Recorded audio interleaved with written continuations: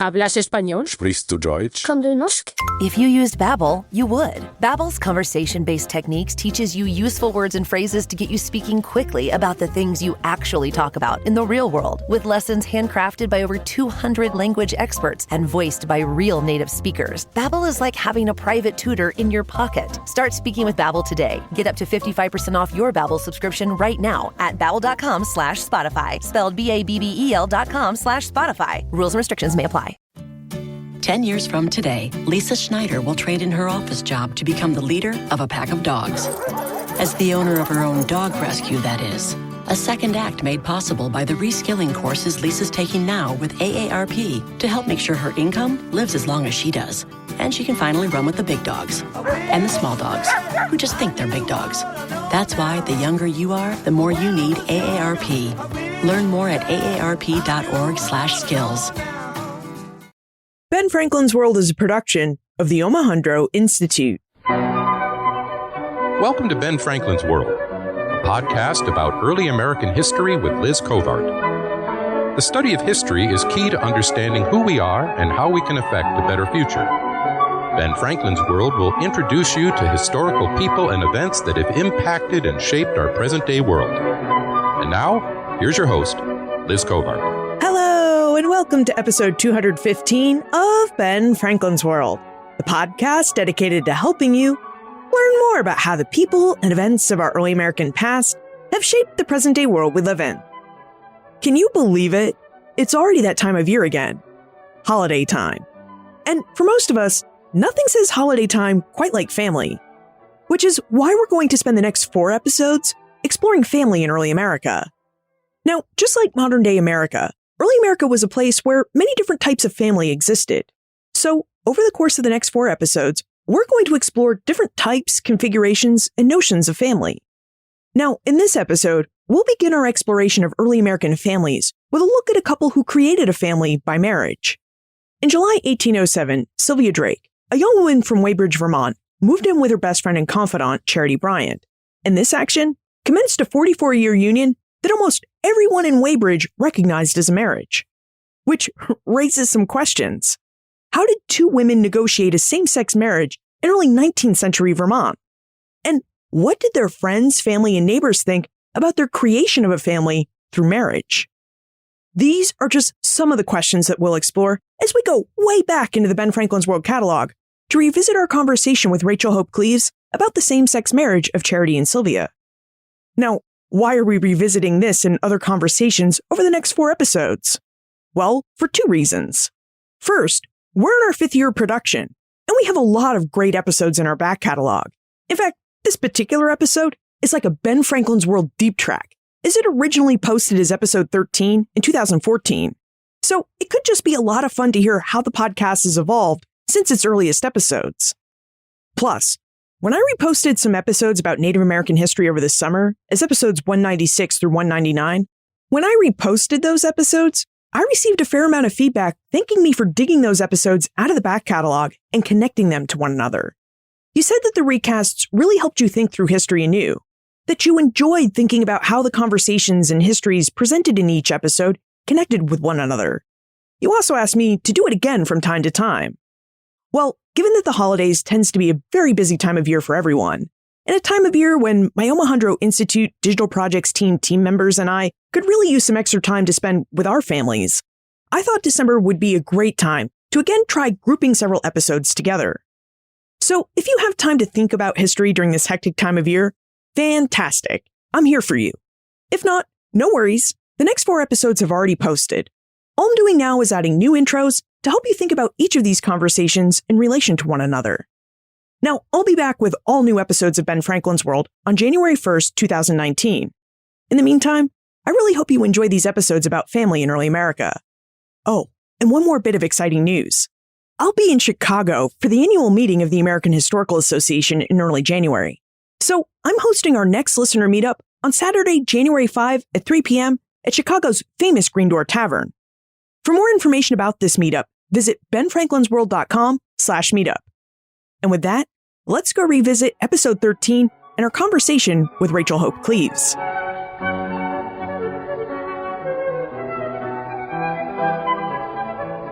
For more than a decade, American news outlets have reported on the issue of same-sex marriages and whether or not they should be legal.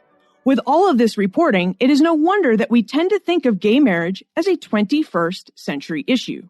But did you know that the American history of same-sex marriage predates our present time by over 200 years? In today's episode, Rachel Hope Cleves, an associate professor of history at the University of Victoria in British Columbia, and author of Charity and Sylvia, A Same-Sex Marriage in Early America, will introduce us to the story of Charity Bryant and Sylvia Drake, two women who lived in an open, same-sex relationship that their friends, families, and neighbors described as a marriage. During our conversation, Rachel will reveal who Charity Bryant and Sylvia Drake were and whether their relationship was unique, why William Cullen Bryant and other friends and family members described Charity and Sylvia's relationship as a marriage, and more information about early American views on sex, marriage, and single, unmarried women. Now, just a note here, although this episode talks about early American views on sex, sexuality, and marriage, it does not discuss any of the topics in graphic or anatomical detail. It offers a clean discussion of early American domestic life. With tidings and wisdom to share about our early American past, here is this week's special guest. Today we welcome Rachel Hope Cleves, who is an associate professor of history at the University of Victoria in British Columbia. She is the author of two books, The Reign of Terror in America, Visions of Violence from Anti-Jacobinism to Anti-Slavery, and most recently, Charity and Sylvia, A Same-Sex Marriage in Early America. Rachel's love for early American history developed as she traveled across the United States. She has visited every U.S. state except for Alaska and maybe Missouri. Rachel tweets at Rachel Cleves and maintains a research blog at rachelhopecleves.com. Welcome to Ben Franklin's World, Rachel. Thank you so much for having me. So before we dive into our discussion of Charity and Sylvia, I think we need to know, have you visited Missouri? I think I still have not, which is funny considering how much time I spend talking about it in class. I teach the U.S. History Survey, and I teach an antebellum course, and of course I talk about the Missouri Compromise, and I talk about Missouri as a gateway to the West, and I talk about Missouri as a border state. I've taught the book Celia, a Slave.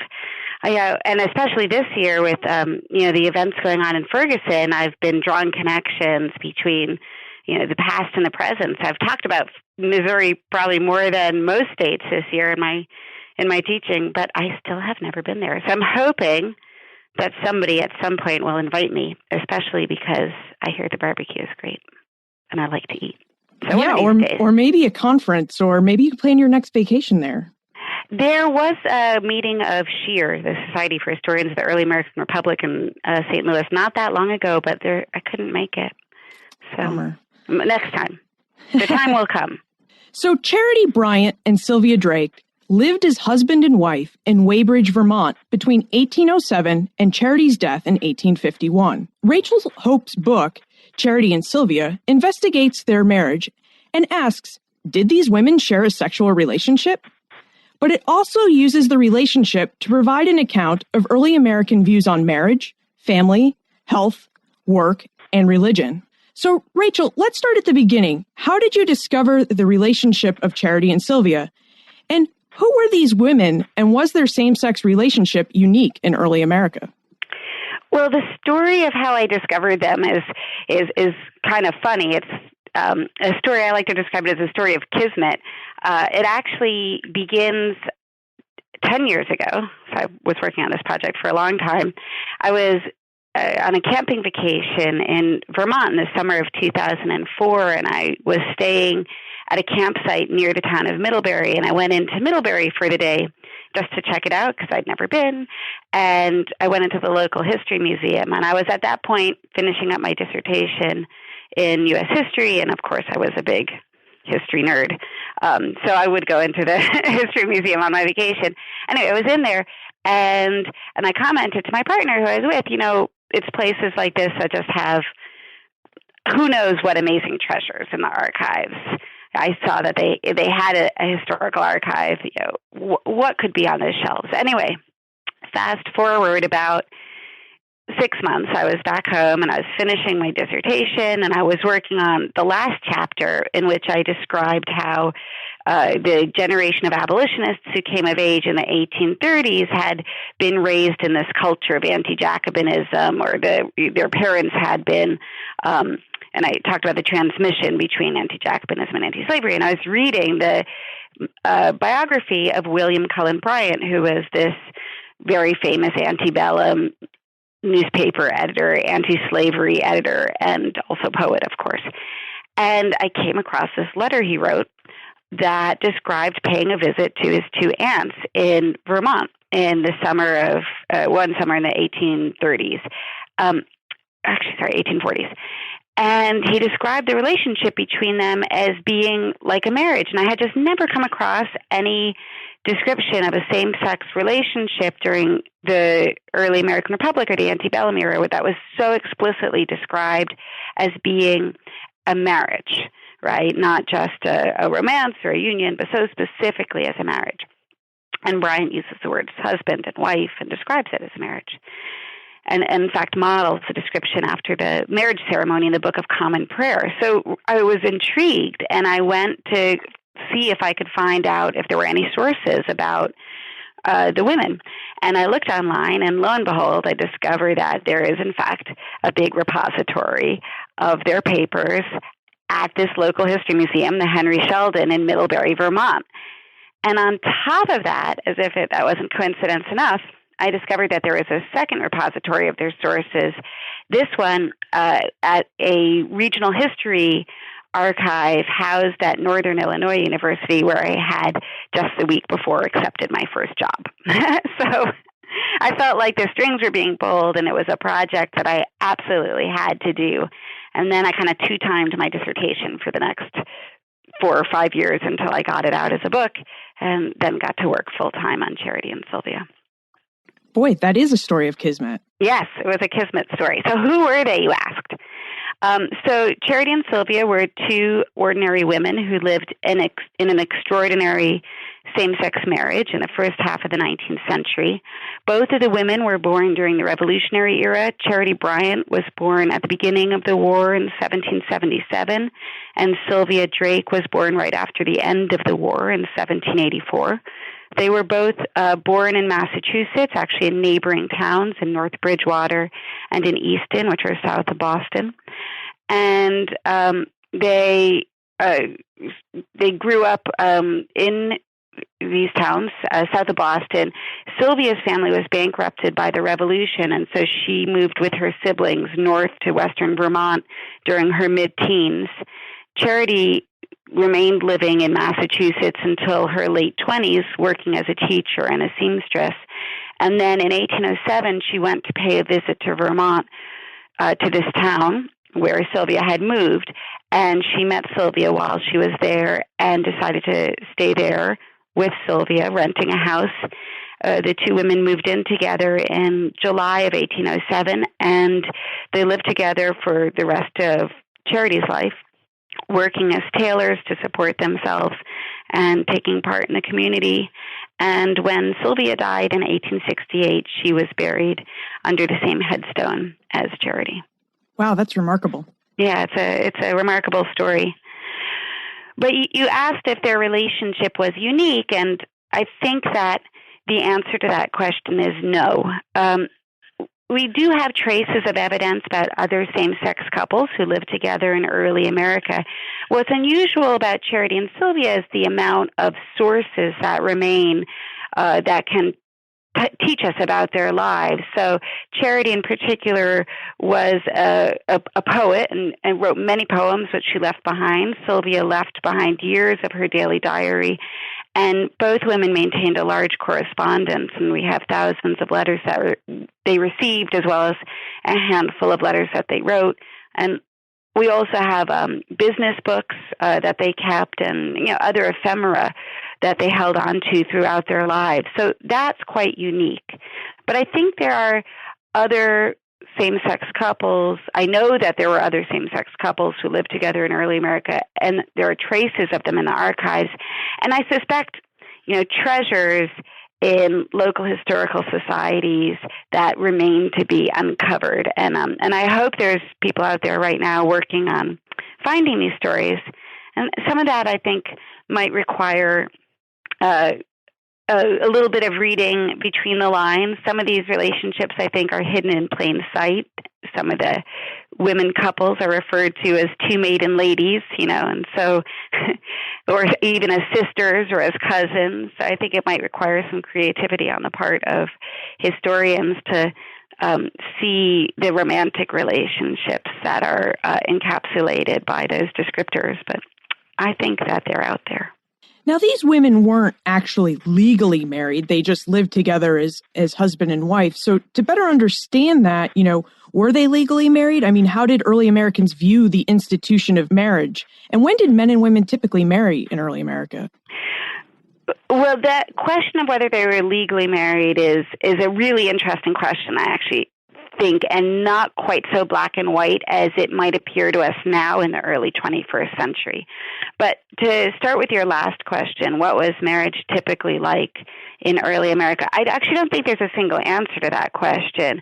It varied so much by region, by class, by status and race, by religion, and by era, right? So marriage has always been an extremely diverse institution, and I think that is the main lesson that there is to be taken from the history of marriage that it has been done and is being done now. So specifically, what was marriage like for women of Charity and Sylvia's type, by which I mean middle-class, free, white New England women at the late tail end of the 18th century? That's an interesting question because marriage was really in a state of flux. The answer to that is that women like them, their sisters, typically married in their early 20s. And men might marry a little bit later. Sometimes women might marry in their late teens, like Charity's older sisters did, because they were just desperate to get out of their house, I think. Sometimes women might marry in their late 20s, like Sylvia's sisters did, because they didn't have the resources to get married at a younger age because the family had been bankrupted. One thing that we can say is that almost all free white women in New England in the 18th century eventually married. What changed in the early 19th century was that an increasing number of women in that class began to choose to live out their lives unmarried, and it represents really quite a massive demographic transition.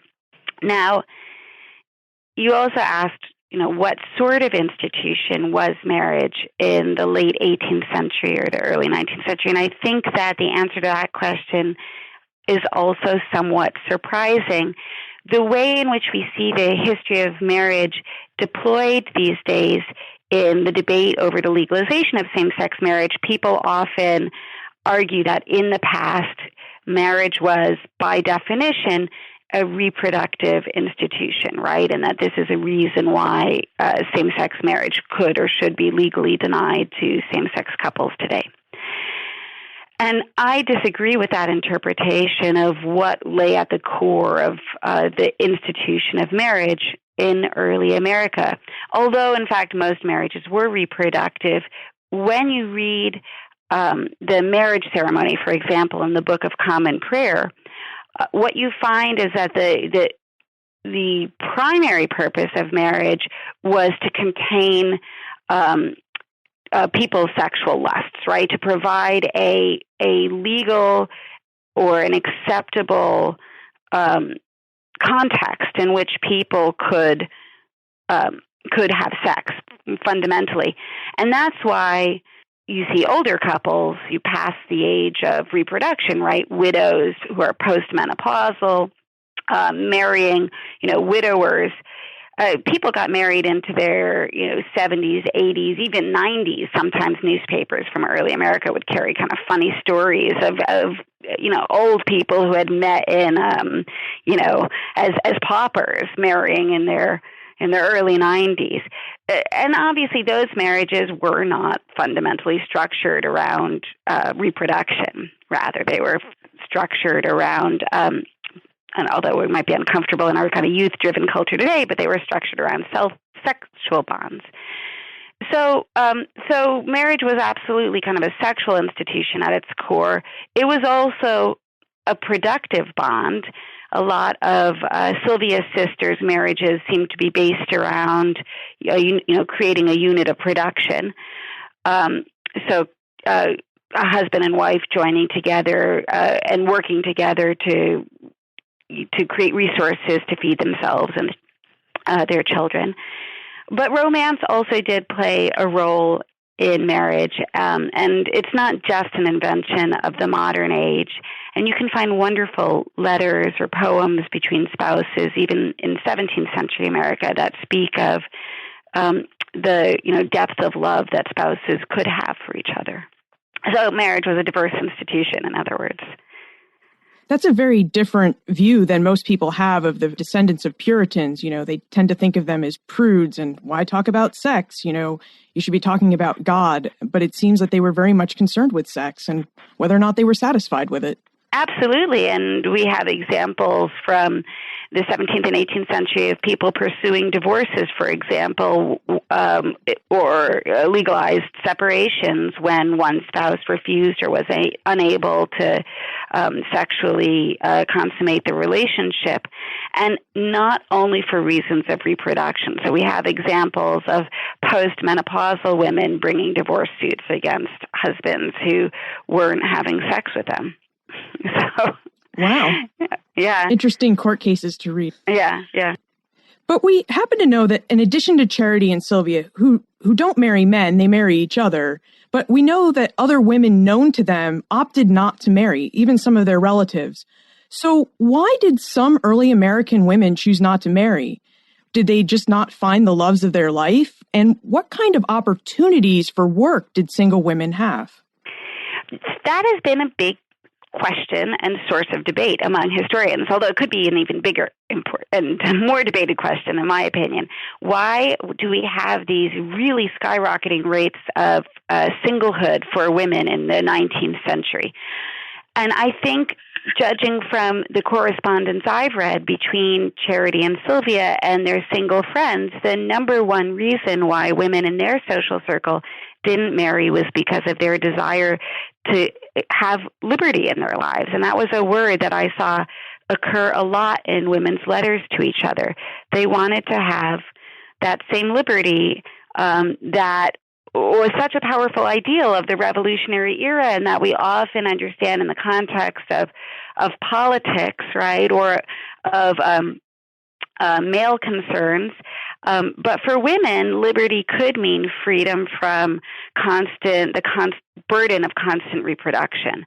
And that's one thing that is so apparent from looking at how the lives of Charity and Sylvia differed from their sisters and their mothers. All of the women in both Charity's and Sylvia's families, with the exception of themselves almost, bore families of between 8 and 18 children. One of Sylvia's sisters-in-law bore 18 children over the course of her life.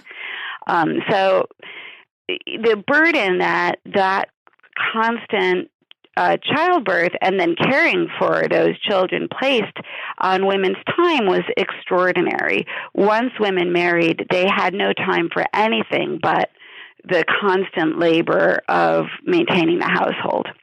And I see that, for example, in a really extraordinary source, the day-to-day diary that was kept by Charity's sister-in-law, Sarah Snell Bryant. This was William Cullen Bryant's mother, and the wife of Charity's brother, Peter Bryant. And she kept a diary every day of her life from 1794, which I think is the year she got married, until her death. And that diary is actually at Harvard. And you can read it. It's fascinating. And it just is a record of day in, day out, the labor that defined her life. There's just constant labor. And there's one point in the diary where she describes taking a moment to sketch a picture of Charity, who's on a visit with Sylvia to their house in Western Massachusetts. And it's this really extraordinary moment. It stands out in contrast to, the rest of her entries, because it's like this one moment that she kind of takes for herself to do something that you might describe as leisure. So there's a lot of liberty that came from saying no to marriage and saying no to the burden of motherhood that came with it. And for women of the post-revolutionary generation who had increasing access to education, that liberty brought with it time to do things like read or write poetry, which was one of Charity's passions, or take part in the church, take part in reform organizations. It was hard to do those things while you were constantly caring for children. There were legal benefits as well, right, to staying single for women? Absolutely. And I think that those were very important to Charity and Sylvia. I see it particularly for Sylvia, who took the role of wife within Charity and Sylvia's marriage, but never had the legal status that a traditionally married woman would have at the time, the status of being a femme covert. So because Sylvia formed her marriage with another woman rather than with a man, she was able to retain her status as a femme sole and retain control over her property. And that property was property that she created through her own work, right? Since she was born into this bankrupted family, she didn't inherit any property. Her father died while she was still in her teens, and her mother became a burden on the family. In fact, Sylvia spent a lot of resources just trying to keep up her mother, who lived into her 80s. So all of the property that Sylvia possessed was property that she earned through constant application at the trade of sewing. She and Charity ran a tailor shop. But whereas within a conventional marriage, all of those earnings would have been the legal property of her husband, because women didn't have any control over their property within marriage, Sylvia was able to keep both a sort of moral and a legal title to the earnings that she created through the work of her own hands. And that was very meaningful to her, which is something she wrote about in her diary. Now, we've talked about how Charity went to visit her sister-in-law and how Sylvia, her familial experience prompted her to want to own her own property and keep it out of a husband's hands. And it seemed throughout your book that Charity and Sylvia tried to remain close to their families. What did their families understand about their relationship? Did they know that it was a marriage, that they treated it as a traditional marriage? Did they accept their relationship? The family absolutely regarded the women's relationship as either a marriage or something like it. So various family members wrote to them to that effect. For example, Sally Snell Bryant, the diarist, wrote to the women in 1843 that I consider you both one as man and wife are one. Or her son described the relationship as being no less sacred to them than the tie of marriage. And other family members wrote similar kind of expressions of their acknowledgement of the fact that the women's connection was like a marriage or marital. People always couched it in some degree of distancing because, of course, they viewed marriage between same-sex being impossible. So they had to kind of create these rhetorical expressions which both acknowledged and denied the marriage at the same time. But even, considering those words they used to signal the difference of this marriage from conventional marriages, there was no question for any of the family that the relationship took the place in Charity and Sylvia's lives of a traditional marriage. And for the most part, by the end of Charity and Sylvia's lives, the families accepted that union, in fact, even respected it, and even in some cases venerated it. But getting to that point was a struggle for Charity and Sylvia, and it was the accomplishment of years of application. So initially, many members of their families rejected the women's union, and this was very painful, especially to Sylvia, because so many of her family lived in close proximity to where the women established their household in Weybridge, Vermont. Sylvia had always been very close with her mother, for example. She was the youngest of child in her family, and after Sylvia's father had passed away, Sylvia and her mother were very intimate. And I think the understanding in the family was that Sylvia would be responsible for caring for her mother into old age, because Sylvia had made it clear at a fairly young age that she was not interested in marrying a man. And so her family kind of slotted her into the social expectation of a spinster daughter, that she would take care of the aging parent. But when Sylvia went and moved in with Charity in the summer of 1807, her mother boycotted their household, or just refused to visit for about a decade. And this was just devastating for Sylvia. And finally, she was able to win back her mother's affections and get her mother to come visit her house again. But it took until Charity and Sylvia had worked for about a decade and were able to accrue enough capital to expand their house, because initially they lived together in this tiny one-room house with a bed front and center, right? It was a 12-foot by 12-foot structure, and there was no way to avoid the kind of visual evidence of the nature of Charity and Sylvia's relationship. So after they were able to build a separate bedroom and kind of separate the public and private parts of the house, then Sylvia's mother came to visit, and in fact, in the later years of her life, she spent a significant amount of time boarding with Charity and Sylvia, as the siblings shared responsibility for their mother in her old age. So it took a lot of work from Charity and Sylvia to gain the acceptance of their family. Some family members never entirely gave that acceptance.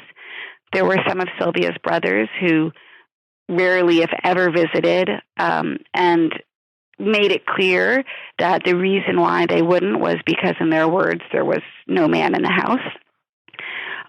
But the youngest generation, Charity and Sylvia's nieces and nephews, and especially their grandnieces and nephews, who were born after the women's relationship had been formed, and who grew up never knowing anything except this relationship, that youngest generation accepted the marriage full-heartedly and came to see it as an extremely romantic and admirable relationship. And so that's what I mean by the end of their lives, many people in the family really venerated this bond. It was distinct, and it was admirable, and it was romantic. And when Sylvia died, her nieces and nephews and her descendants were willing not only to bury her beneath the same headstone as Charity, but to spend extra money to make a really beautiful headstone for the two women. So they changed minds over the course. So their family meets them with, a mixed reception, but overall they accept them. What about their neighbors in the community of Weybridge, Vermont? I mean, did their cohabitation raise any questions among their neighbors about the nature of their relationship? I think that the cohabitation absolutely raised those questions. Those questions were inevitable for a variety of reasons. First of all, because people at the time did understand marriage to be a sexual institution, and when you had a relationship that was described as a marriage, it could not help but raise those questions. And I have, sources indicating that members of the community, just like the family, saw the relationship as a marriage. For example, a young boy who grew up in the area and went to get a suit of clothes made from Charity and Sylvia when he was in, I think, his early teens, described meeting them in his memoir and said that around town, he always heard it mentioned as if Miss Bryant and Miss Drake were married to each other. So that was sort of the language that their neighbors used for for their relationship. And so, yeah, those questions about the sort of sexual component of that marriage were inevitable, but I don't think they were very often voiced, and they certainly weren't written down.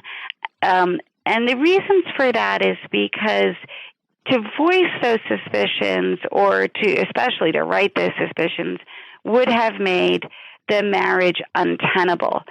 But it was very possible for Charity and Sylvia to live in a situation that I describe as sort of an open secret. So they were not in the closet in the way that we often understand that term to mean like some secret knowledge unknown to everybody else. The closet for them was this kind of open secret where people knew about it but refrained from saying anything because Charity and Sylvia contributed so much to their community. They played an extremely important part in their local church, both contributing money to it, helping to keep it up, maintaining long correspondences with the various ministers who passed through town, teaching Sunday school. They played a vital part in the local economy. They had this, Charity in particular, had this very important skills she gave to the town because she was a trained tailor and knew how to cut clothes, which was rare for the time. They also brought cash into the economy. They hired women to work for them as their apprentices. They trained young women in their trade. They contributed money to their nieces and nephews to go to school. They bought them gifts. They had a huge amount of medical knowledge. Charity's father had been a doctor, and her brother was a doctor, and her grandfather was a doctor. And the women shared their medical knowledge with the community. So they played such an important and vital role in the community that I think the consensus was that, well, we just won't talk about those things which we can't talk about. It was an agreed upon silence. And I think that was probably very common for the ways in which rural communities in early America dealt with all sorts of moral transgressors. It was not possible to, drive away everybody who broke the rules because so many people broke the rules and everybody was, people who made positive contributions to their society were needed. Would it have been possible for two men to live together as Sylvia and Charity did in early America? I do think it's possible, and I do think there are examples of it in the sources. I think it was harder for a variety of reasons. First of all, when two women formed a relationship together, and as in Charity and Sylvia's relationship, one of those women took on the position of the husband, sort of, taking on male prerogatives like dealing in the public sphere and going to market, being the public face of that relationship. That sort of aspiration to a more masculine social role was understandable to people at the time, and it naturalized male privilege in a weird way because, of course, who wouldn't want access to that privilege? For a man to take on the role of a wife, on the other hand, was a lot more troublesome, I think, to men at the time because it really denaturalized male privilege. It was harder to justify and explain away a man who would give up the privileges of masculinity. So I think that there are ways in which same-sex relationships between men, especially where one of the men took on a female-gendered role, were more troubling, really, than relationships between women. In addition, I think it was probably harder for people to silence their knowledge about the sexual aspects of relationships between men than relationships between women, especially by the mid-19th century when ideas about sex are changing and women are increasingly seen within this kind of context of passionlessness. It's easier to kind of ignore women as sexual by the mid-19th century, but it's very hard to do that for men in the mid-19th century. So I think that made relationships between men more challenging. to secure public acceptance, but not impossible. And we do have examples of male same-sex couples. And one thing that comes to mind is a very famous story of a bachelor marriage between two 49ers in California, following the gold rush, a relationship made famous by Bret Hart in his story, Tennessee's Partner. And it's slightly later, obviously, but I think that this famous relationship, which lasted for decades and again received kind of a similar sort of admiration that Charity and Sylvia's did, suggests that there were possibilities for men to live together as same-sex couples prior to, the modern age. And I hope that there's more research going on out there to recover those stories for us. Well, this is a pretty remarkable story, especially since it shows that even though Americans lived 200, to 150 years ago, their society in some ways looks a fair amount like our present day society. And maybe that's because, we want to see it that way, but it seems like the sources really indicate that it's more similar than different in some aspects, or at least in the aspect of marriage. Yeah, well, similar and different, right? Continuities and disjunctures. The biggest disjuncture being, to get back to an earlier question of yours, in the nature and the ways in which marriage has become redefined, as a legal institution. So obviously, marriage was a very significant legal institution in early America, and that was critical for managing the transmission of property, and which is one of the key things that marriage does. But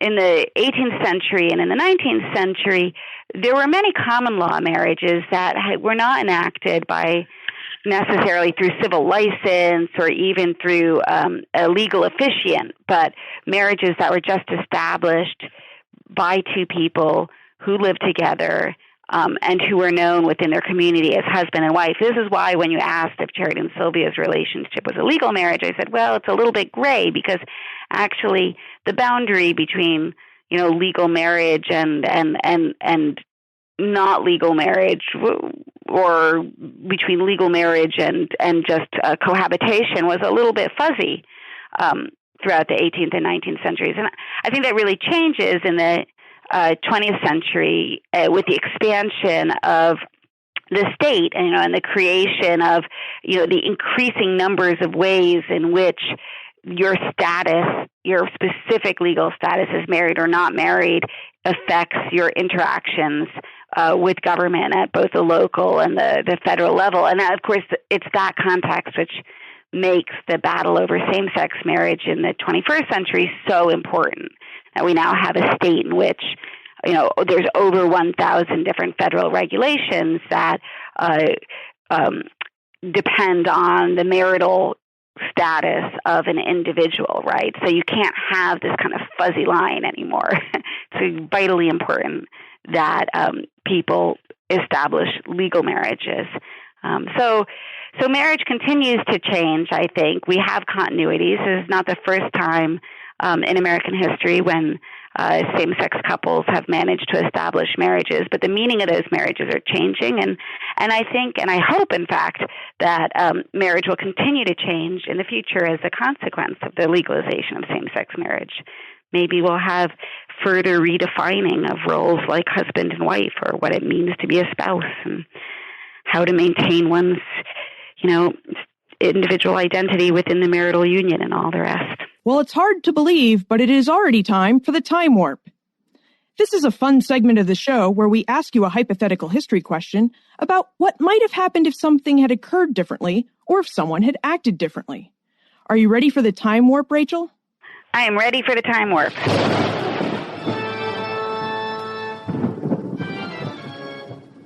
The Time Warp.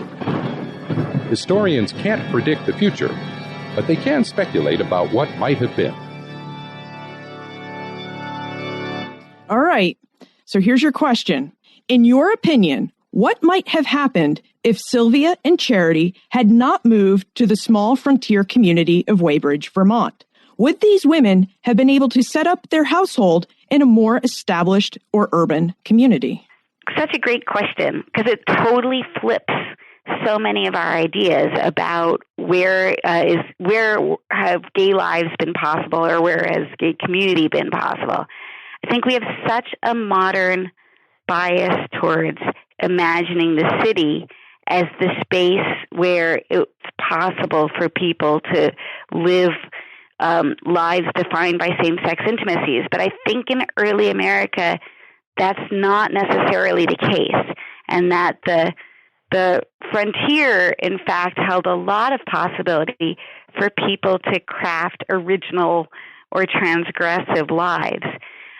So Weybridge was a Goldilocks place, absolutely, for Charity and Sylvia. There were all of these elements that made it just right for Charity and Sylvia to set up their household. For example, there was a woman landowner whom they were able to acquire some land from, which was very rare at the time. In fact, she was the only one in Weybridge, and she only acquired the land immediately before Charity and Sylvia moved on to it. But it was, just the kind of perfect circumstance that allowed them to build a home somewhere, but not be under suspicion of, being mistresses of the male landowner or something. Or they were just far enough from Charity's family that her family wasn't able to break up the union, and the town was just new enough that the positive qualities that Charity brought to it were vital enough, essential enough to, again, keep anybody from breaking up the household. So Weybridge is this kind of like Goldilocks place for Charity and Sylvia as a couple. But I don't think it was the only place like that.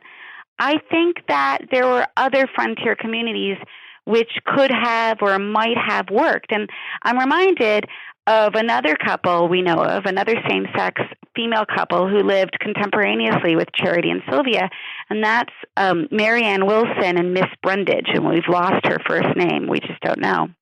But this was a female couple who lived in Greene County, New York, which was another frontier county in the early 19th century, first decade of the 19th century. And we have very few sources about them, so we can't know as much about them as we know about Charity and Sylvia. But from what we know, they lived in a romantic and original household on the New York State frontier. And Mary Ann Wilson was a painter and painted some really fabulous and wonderful original American folk art, which I think is it's in Washington mostly, and some in Boston, I think. And Miss Brundage operated the farm. So I think there were other frontier communities with with same-sex couples, same-sex households. Could Charity and Sylvia have made it work there? I don't know. And the city was not itself entirely inhospitable to same-sex couples either. So I'm reminded of a couple same-sex female households described in Karen Wolf's book, Not All Wives. A couple of Quaker women who ran a school together in Philadelphia in the mid-18th century, or a couple of women whom Claire Lyons mentions in her work, whose household got busted up for cohabitation, again in Philadelphia in the late 18th century. So maybe they could have found their way in the city. Yeah, it sounds like it was possible. So before we conclude, would you tell us about your latest historical research project? I would be happy to. So I'm working on a project now called The Not So Innocents Abroad, and it's a queer history of food and sex in the lives of Anglophone expatriates in France and Italy from the late 18th through the mid-20th centuries. So it's a new field for me, stepping into the history of food, which I haven't done before, but I'm having a great time. And I like to joke that this book is going to be the third in a trilogy, really, that covers a cultural history of the basic life functions. I wrote a first book about death, a second book about sex, and now I finally get on to food and eating, which is great because I get to read a lot of recipes and cook a lot of recipes too. I'm having a lot of fun. Basically, the book is about what is the connection between Parmesan cheese and perversity. And so if you're interested in finding out the answer to that question, I blog about it at rachelhopecleves.com. So we shall see. And your blog is very interesting read, and it often makes me hungry. Like that time you cooked Ben Franklin's apple tart. Yes. And I'm going to have an upcoming blog post where I follow in the baking path of Emily Dickinson, well-known hermit, less well-known baker. Apparently was a fabulous baker. Well, we'll have a link in the show notes to your blog so people can catch up with that post. Now, speaking of your blog, where else should people look for more information about you, your work, and how to get in contact with you? Well, I welcome people getting in contact with me. You can reach me at my email, which is rcleves@uvic.ca, uvic.ca. And as you mentioned, I'm on Twitter, so which I think is at Rachel Cleves. So, yeah, on my blog, on Twitter, by email. I welcome all communications. And we will make it easy for people to communicate with you because we'll have those links on the show notes page for this episode. Well, Rachel, we really enjoyed this conversation. Thank you very much for sharing your historical insights with us here on Ben Franklin's World. And thank you so much for having me. I've been enjoying listening to the podcasts and finding out about all these great books I want to read. It's fabulous. Charity and Sylvia's marriage shows us that same-sex marriage is not a new issue or occurrence in the history of the United States. The community of Weybridge, Vermont accepted Charity and Sylvia and supported their marriage by not asking questions about the intimate lives of these women. And they didn't ask these questions because these women were active participants in the community. They positively impacted Weybridge by working to make the lives of their friends, family members, and neighbors better. And that's all the community wanted and cared about. The story of Charity and Sylvia also shows us how limited opportunities were for early American women. If either of these women had married a man, she would have likely given birth to many children, and any property or money she acquired through her hard work or inheritance would legally have belonged to her husband. You can find information about Rachel, her book, Charity and Sylvia, plus everything we talked about today on the show notes page for this episode, which you'll find at benfranklinsworld.com/013. And finally, if you haven't done so already, would you please rate this podcast? Your rating and review will help keep Ben Franklin's World visible and findable for new people. To rate and review Ben Franklin's World, a podcast about early American history, just visit benfranklinsworld.com/iTunes or benfranklinsworld.com/Stitcher. And if you have already rated and reviewed this podcast, like L. Mosier, Hist GKK, Matt Williams, Thruway J, Spencer M, or G. Wisner, another way you could help others find Ben Franklin's World is by telling your friends and family members about us. And just as a reminder, if you have any comments, questions, or suggestions for this show, please tweet me at Liz Covart or send me an email to liz@benfranklinsworld.com. And remember, never leave till tomorrow that which you can do today. Are you interested in the parts of history that remain a mystery? Do you want to learn more about the historical myths and misconceptions used to prop up false belief today? I'm Nathaniel Lloyd. In my podcast, Historical Blindness, I delve into all of these topics, sharing puzzling tales from the past and examining hoaxes, conspiracy theories, and misremembered events that provide insight into modern politics and religion. New episodes every 2 weeks. Find Historical Blindness on most podcast players and platforms.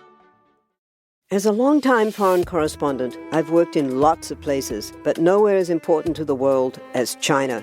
I'm Jane Perlez, former Beijing bureau chief for the New York Times. In our third season of Face Off, the US versus China, we'll explore some of the biggest issues dividing these global powers today. Trump and Xi Jinping, AI, China's growing military might, and also robots. New episodes of Face Off are available now, wherever you get your podcasts.